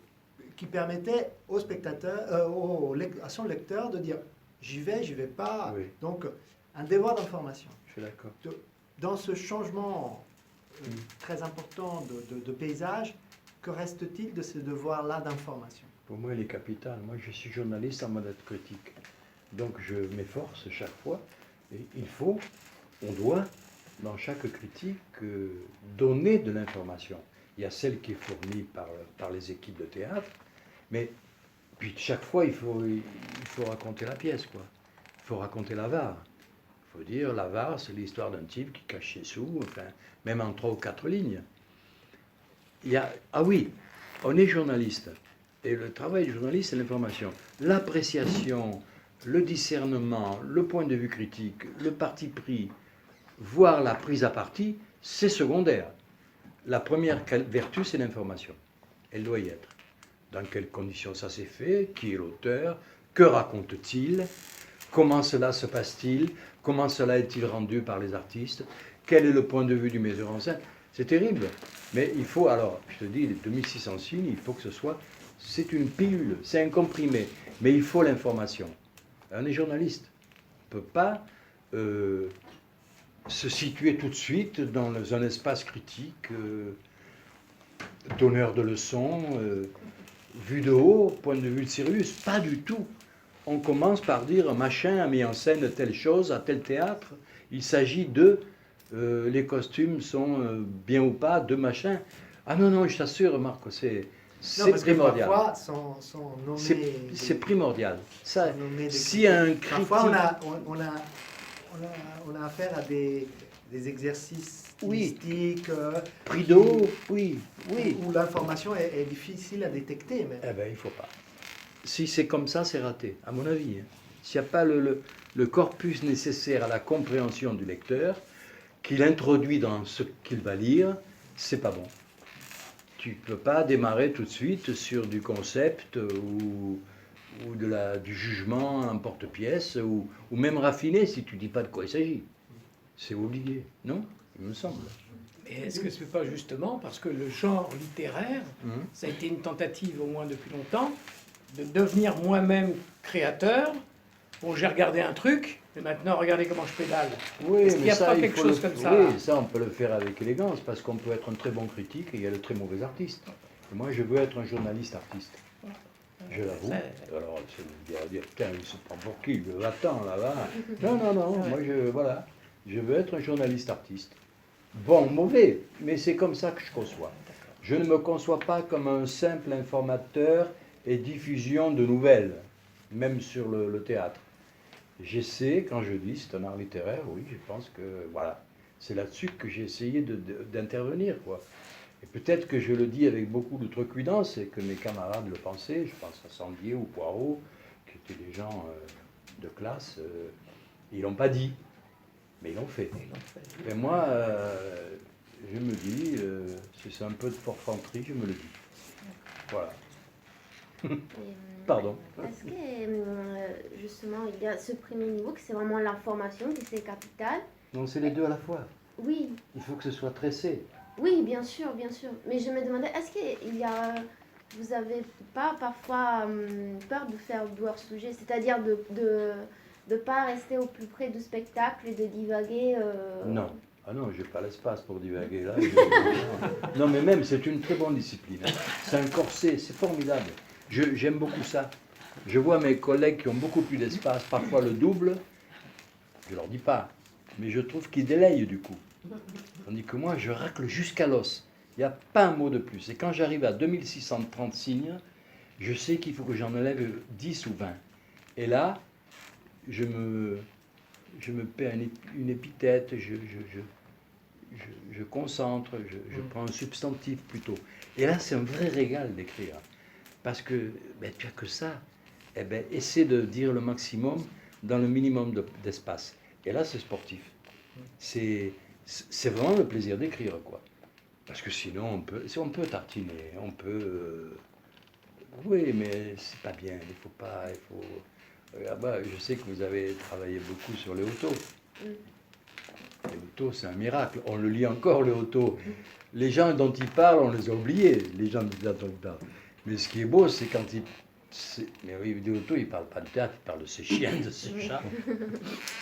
Et à la fin, je me rappelle un papier, je ne sais pas si vous l'avez en tête, Christine. Il raconte sa chienne à la colique, le petit chat noir à la gale, 3-4 pages du Mercure de France. À la fin, il dit, quant à la pièce de monsieur Untel, elle est détestable, d'ailleurs, je n'aime pas ses cravates. C'est génial. Mais on le lit aujourd'hui encore. J'imagine que le type aurait voulu le tuer et le violer auto. Mais c'est formidable. Et 70 ans après, on lit les autos et on oublie l'homme de théâtre. On lit l'écrivain. Je ne dis pas c'est ça qu'il faut faire, hein. Mais c'est formidable. Mais c'est vrai que c'est peut-être là vraiment la différence entre Internet et la presse papier. C'est par exemple, si on prend Jean-Pierre Thibaudat, depuis qu'il a un blog, je trouve que parfois il a tendance à se répandre. Il n'écrit plus comme avant. Il n'écrit plus du tout de la Ben même oui, manière. je sais. Alors que l'exercice de la presse papier, on a un format extrêmement Imposé. contraint. Ça donne le travail est différent et ça donne du nerf. C'est vrai, c'est vrai. Et moi, je suis plutôt plus Stendhal que Hugo, quoi. Je suis pour le nerf, pour le muscle, pas de gras et tout. Mais là, je suis gâté parce que je ne peux plus faire du gras. Mais j'en ai jamais fait, j'ai horreur de ça. Mais je comprends. Et ce que tu dis sur Jean-Pierre Thibaudat, c'est vrai. Il a beaucoup plus d'espace. Alors, il explique plus les choses. Il donne, si je puis dire grossièrement, il donne plus à manger au lecteur. Après, quant au style, quant au truc, je sais pas. Chacun son truc. Tu vois, moi voilà. Mais je comprends hein, ce que tu dis, c'est vrai. C'est un vrai problème dans l'optique que j'évoque. Hein. Sinon, il s'est bourré d'infos, c'est quelqu'un de métier, il a un regard, il n'y a pas de mystère, c'est bon. Mais moi, ma hantise, c'est pas ça. C'est pondre des petits diamants à côté du travail des autres, quoi. Ça leur plaise ou pas, mais voilà. C'est bête, hein. Tout à l'heure, vous disiez que l'écriture était un régal. Que l'écriture est un régal. Je suis un peu sourdingue, je suis vieux. Vas-y, plus fort. Vous disiez tout à l'heure que l'écriture est un régal. Ouais. votre parcours est hyper intéressant. Et je me demande, quand vous étiez dans l'armée, Ouais. est-ce que vous pensiez déjà que vous alliez devenir journaliste? Ah, je suis parti à 20 ans, j'étais tirailleur algérien, c'est en Algérie. J'ai fait 30 mois. Mais pas comme l'opération Barkhane. Hein. On n'était pas des Robocop, on avait un short et une mitraillette, c'est tout, quoi. On était des soldats conscrits. Et on avait parfois un peu de loisirs, mais moi ce que j'aimais, c'était lire. Je lisais les romans photos des copains, je lisais les surréalistes. Dès que j'avais un moment hors de l'armée, je lisais. Je ne savais pas que je serais journaliste. Vous écriviez? Mais j'avais le goût, oui, j'ai participé à une revue de cinéma avec des camarades. J'avais déjà ce goût-là d'écrire. Et sans être allé jusqu'au bac. Enfin, le lycée m'ennuyait. Je m'ennuyais dans les études. Mais j'avais envie d'autre chose, quoi. J'ai envie de faire de l'autostop, d'avoir une vie d'aventure. Ce qui n'est pas le cas, hein. J'ai passé ma vie sur les fauteuils, mais c'est bien. Ce sont des aventures d'un autre ordre, quoi. On peut dire que l'écriture, c'est à la Mais fois... le désir, il est né de la lecture. Je suis un liseur fanatique. Même à 8 ans. Mon père m'a fait lire, mon père était un ouvrier, un docker. Il m'a fait lire Colette à l'âge de 8 ans et à 12 ans, je lisais André Gide. Mon père était le seul docker marseillais qui lisait André Gide. Ou même peut-être de tout le bassin méditerranéen. Quoi. J'ai eu cette chance-là. C'est ça qui a le germe, ça a été ça. Et après, je ne voulais pas aller à l'usine et je ne voulais pas aller dans un bureau. Et la bénédiction, ça a été... Je suis entré au Parti communiste à l'âge de 18 ans. La bénédiction, ça a été la Marseillaise. Cette idée-là, je veux être journaliste, tu commences aujourd'hui ou demain, tu es membre du parti. C'est génial, il m'a fait un cadeau de type, un cadeau d'enfer. J'ai même pas été apprenti. Enfin, j'ai quand même été un peu rotative, j'étais un peu correcteur. Donc j'ai appris tout ce métier, j'ai appris les ficelles du métier, de l'industrie de l'époque, qui n'est plus de mise aujourd'hui. Voilà. Je ne vous ai pas trop saoulé, non? Parce que moi, quand je m'y mets, je m'en vais de plus. Ça va? Oui, ça va. Christine? Non, moi je suis très contente. Ça va, ça Oui, va. non, oui, oui. Moi, je pense que la question de la synthèse, effectivement, au-delà de la critique dramatique, Là? la question de la synthèse. Oui. est- Ah ben c'est capital. Moi, je me rappelle que à Bologne, j'ai eu la chance de croiser Umberto Eco. Et j'ai pas vécu ça, mais des amis m'ont dit, quand il avait commencé vers la fin de sa pratique d'enseignement, à créer un groupe, une faculté nouvelle qui est devenue ensuite les facultés de communication qui n'existaient pas en Italie avant. On m'avait parlé de l'exercice principal qu'il faisait faire. Il faisait écrire un texte, Ouais. un sujet libre, et puis il disait nombre de signes divisé par 2. Et puis nombre de signes divisé par 2. Et 2-3 fois. Avec cette gymnastique Mais je comprends. et qui est terrible et jubilatoire, effectivement. Bien sûr. Surtout quand on a justement des contraintes d'information et d'intelligence poétique, en quelque sorte, parce que parler d'un spectacle, pour ne pas être... Ah, je suis content qu'Eco ait fait faire ça à ses étudiants, parce que... Oui. Ben, écoute, à l'époque, quand pour continuer sur ce que tu viens de dire, quand je suis entré dans le journal à Marseille, j'ai eu affaire à de très bons journalistes, mais des journalistes locaux de Marseille. Et le b.a.-ba, ça a été formidable, quoi. Ça a été commence par l'information. Après, développe, mais ce que me disait René Andrieux, qui est un grand rédacteur en chef de l'Humanité aussi, commencer par l'info. Pas de littérature, on ne fait pas de littérature là. C'est après, je ne dis pas qu'on fait de la littérature, mais c'est après l'information, en donnant l'information, en tressant l'information à l'appréciation personnelle, qu'on arrive à faire quelque chose qui, me semble-t-il, peut être intéressant. Mais il ne faut pas nier l'information. Et alors, et les localiers, les gens de Marseille, ils t'apprenaient ça de façon brute, tu vois. La consigne, c'était te prends pas pour un écrivain petit, demain le papier, ton papier, il enveloppera les pommes de terre ou le poisson. Très juste, très juste. Mais après, tu te dis, putain, Peut-être la poissonnière. voilà, que la poissonnière voit le truc, elle se dit, putain, Leonardini, c'est un génie, je vais voir ce qu'il a dit.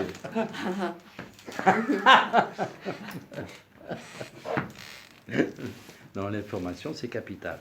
Et je trouve ça formidable de la part du vieux maître qui était Umberto Eco, qui fasse travailler ses étudiants là-dessus, quoi. En effet, sur la synthèse et le rétrécissement progressif du lexique sans attenter au sens, parce que c'est ça qui est en jeu. Oui, Ça, c'est formidable. Formidable. Du coup, vous, que vous êtes habitué justement à cet exercice-là, quand vous avez écrit votre livre qui crève les critiques... Ah, c'est un peu plus long. Oui, bien sûr. Je sais pas, est-ce que vous avez eu un réflexe, est-ce que vous avez été amené à relire, couper, relire? Ah ben oui, mais là, évidemment, pour le livre, d'abord, c'est un travail de plus longue haleine. Oui. Je ne l'ai pas fait en un jour. Oui. J'avais décidé de parler, pas uniquement de la critique, mais de parler de la presse, et de parler des gens que j'ai connus dans la presse, et de parler de cette façon d'être qu'on avait dans les journaux, et qui a disparu, puisque c'est plus la même chose, quoi, hein, voilà. Et puis voilà, je voulais rendre hommage à des gens que j'ai connus, je voulais parler de certains de mes camarades, et puis je voulais surtout faire une espèce de synthèse spectaculaire de choses qui m'ont bouleversé, en particulier les acteurs. Voilà. Dans la critique, on a pris le pli, depuis au moins Barthes, et d'autres peut-être, d'accentuer sur la mise en scène. Et c'est normal que nous parlions de la mise en scène, parce que c'est une pratique qu'il nous faut continuer de défendre, quand bien même aujourd'hui, elle est menacée comme d'autres pratiques. Aujourd'hui, on est plus sur l'improvisation, sur l'écriture de plateau. Alors là, sur l'écriture de plateau, j'aimerais bien qu'on fasse un colloque et qu'on s'écharpe, parce que c'est la découverte de Bruno Tackels, c'est son fonds de commerce en quelque sorte. Moi, je suis un tenant de la mise en scène encore. Je pense que ça n'est pas un art caduc. L'écriture de plateau, c'est... Allez-y les gars, montez sur la scène, et puis je regarde, et puis... Non, c'est plus compliqué la mise en scène. La mise en scène est un art complet. Voilà. Ça, je l'ai appris avec Bernard. Donc. Pourquoi les acteurs. Les acteurs. Oui, je voulais rendre hommage à des acteurs qui soient amis ou pas, mais qui vont bouleverser, parce que c'est une chose qu'on oublie un peu trop. Alors, quand on parle de la mise en scène avec sérieux, on n'a plus tellement de place pour parler des acteurs. Puis c'est difficile de parler des acteurs, de signifier ce qu'ils apportent, alors que c'est eux, hein, c'est eux la chair vivante. Même si on a un génie de la mise en scène, c'est l'acteur qui est dans le foyer. C'est l'acteur qui est le combustible essentiel de cette usine corporelle. Donc je m'étais dit, je veux citer des noms, je ne les ai pas tous cités. J'en ai tellement vu et j'en ai tellement aimé. Mais j'en ai cité quelques-unes dans des spectacles mythiques pour la plupart. Et c'est très difficile, parce que si, regardez n'importe quel papier, en général, quand ta machine qui joue Bérénice, elle est bouleversante. Et l'autre, quelle merveille, elle est époustouflante. C'est d'une platitude et d'une connerie ce qu'on dit sur les acteurs. C'est insupportable. Des fois, je me dis, j'en parlerai pas, je vais dire au pluriel, belle équipe et tout, parce que c'est très difficile de caractériser l'art d'un acteur dans tel rôle, dans telle condition. Il y faudrait une chose spécifique qui ne reparle pas du spectacle lui-même, en entier, mais qui parlerait de cet acteur ou de cette actrice à ce moment-là. Vraiment, ce que sait faire Colette, l'écrivain Colette, qui était une merveille. Voilà un grand critique, Colette, mais c'est plutôt, non, c'est un grand écrivain. Hein. Quand elle parle du music-hall, quand elle décrit les choses, mais quel bonheur, quelle écriture poétique. Ah, Colette. Quand on demandait à Aragon et à Claudel, après la guerre, quel est le plus grand écrivain français, tous les deux ont répondu Colette. Madame Colette. Ce qui est un bel hommage. Il faut lire Colette.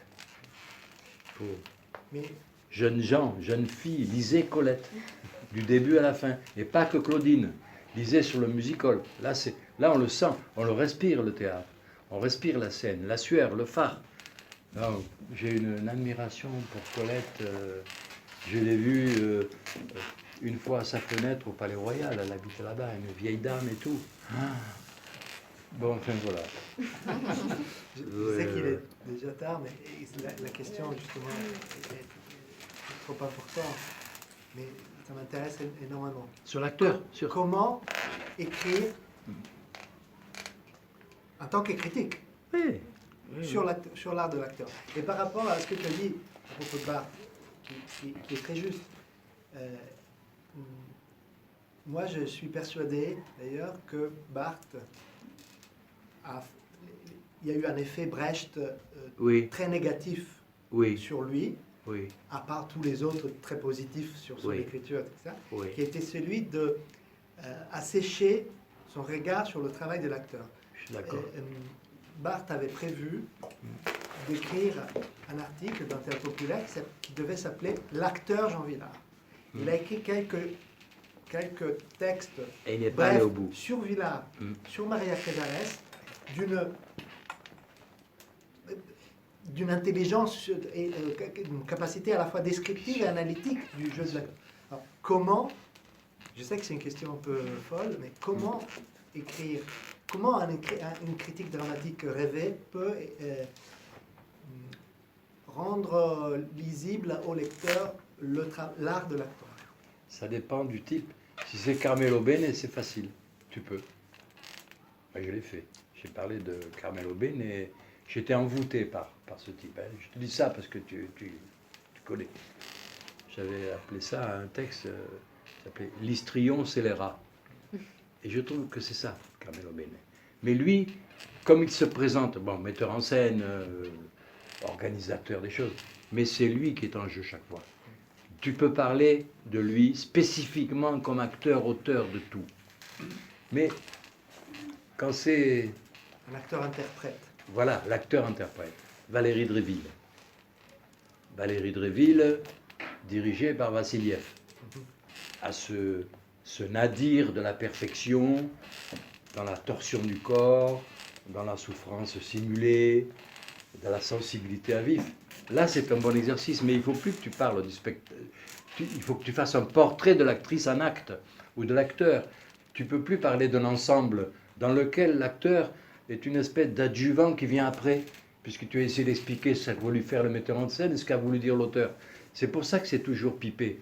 Quand on parle dans une critique généraliste de l'acteur, on le bafoue ou c'est jamais à la hauteur, quoi. Il me semble. Il faudrait, alors là, ça serait bien, inventer une critique de jeu d'acteur. Tu laisses Meyerhold, Stanislavski, Dort de côté, la mise en scène. Tu dis, j'ai vu mademoiselle dans ça, je vais vous parler de son corps, de ce que ça suggère dans cette pièce qui veut raconter ceci et cela. Comment elle arrive à trouver des accents inédits. Et ben voilà, tu vois, je m'excite là, mais je rêve parce que, bon...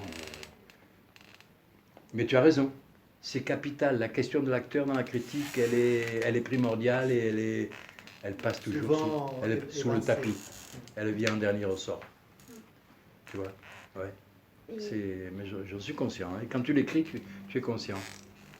Est-ce que du coup, en dehors des critiques dramatiques, ça vous est arrivé de le faire dans Qu'ils crèvent les critiques? Vous disiez, c'était quelque chose qui vous donnait envie? Ah oui, là, j'ai voulu faire un grand cyclorama, Non, pas cyclorama. Un grand panorama, comme on disait au 19e siècle, là, du truc là, avec une espèce de levée de souvenirs et d'images comme ça, pour rendre hommage sur plusieurs pages à, voilà, à des souvenirs. Alors évidemment, c'est un peu égoïste, parce que ceux qui n'ont pas vu, on dit, tu parles de quoi là? Oui, mais ça c'est toujours pareil. Hein. Dès qu'il y a un livre, on parle de choses que les gens n'ont pas forcément partagées. La question de savoir si on est assez habile, sincère, ou si on a assez de talent pour que ça émeuve les autres, même s'ils n'ont pas participé. C'est comme quand les gens, quand les jeunes te disent ouais, moi j'étais pas né. Petit con, tu n'étais pas né, mais demain il y en a un autre, il sera pas né, mais si tu es pas né, justement, c'est plus lourd pour toi parce que tu as plus d'histoire que moi. Tu vas t'en farcir plus. Tu dois apprendre ce que j'ai appris, plus ce qui t'arrivera à toi. Donc ne la ramène pas, voilà. Être jeune n'est pas une vertu. Je ne dis pas que c'est une tare, c'est bon notre jeune. Non, mais ce qui est intéressant, c'est aussi tout que fonctionne et tout. Moi j'ai mal aux dents, je bois maintenant. C'était mieux à 30 ans. Mais pour le ciboulot, c'est mieux de c'est mieux de réfléchir. oui, après, ça peut être un choix aussi de mobiliser justement le souvenir pour pouvoir rendre compte justement de... Sans mémoire, il n'y a pas de livre. Non, mais je dis pas forcément la mémoire, je dis vraiment le souvenir personnel, c'est-à-dire Ah, ce, oui, que oui, oui. ce que l'acteur a... Ah oui, bien sûr. Bien sûr. On est redevable. Quand on est spectateur, on est redevable d'émotions aux gens qu'on voit sur la scène. Ouais, j'en cite un grand nom, mais je rappelle, je suis permissionnaire d'Algérie, j'arrive au théâtre du Pharaon à Marseille, et je vois Jean Bouise jouer Falstaff. Et j'avais jamais vu de théâtre de ma vie, presque. Et je vois le truc, Falstaff, Planchon, Shakespeare, théâtre du Pharaon, théâtre en plein air, la nuit. C'est une révélation. Ça change ma vie, quoi. Je deviens familier d'un univers que j'ignorais la veille, grâce à Jean Bouise.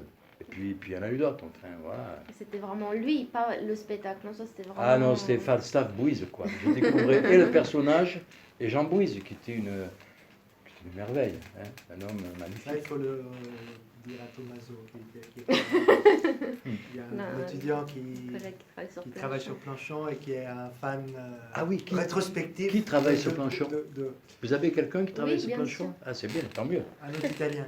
Tant mieux, tant mieux. Ah, il y a beaucoup à dire sur Planchon.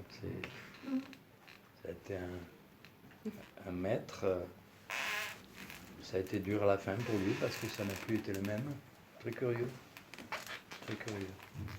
Je crois que ça a commencé. On peut parler à bâton rompu. Hein, oui. On est en famille, là, quasiment.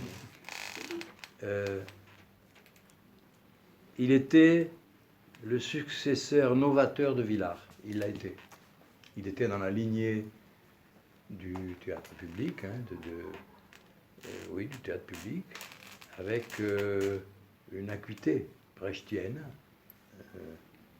Le Dandin, le Tartuffe, ce sont des spectacles mémorables, magnifiques. Il a refusé d'être ce qu'avait été Villard, c'est-à-dire celui qui pouvait parler au nom de tout le théâtre, le leader. Rôle que Vitesse aurait été prêt d'assumer lorsqu'il est mort. Antoine Vitesse pouvait parler au nom de tout le théâtre français. Tu vois, Marco?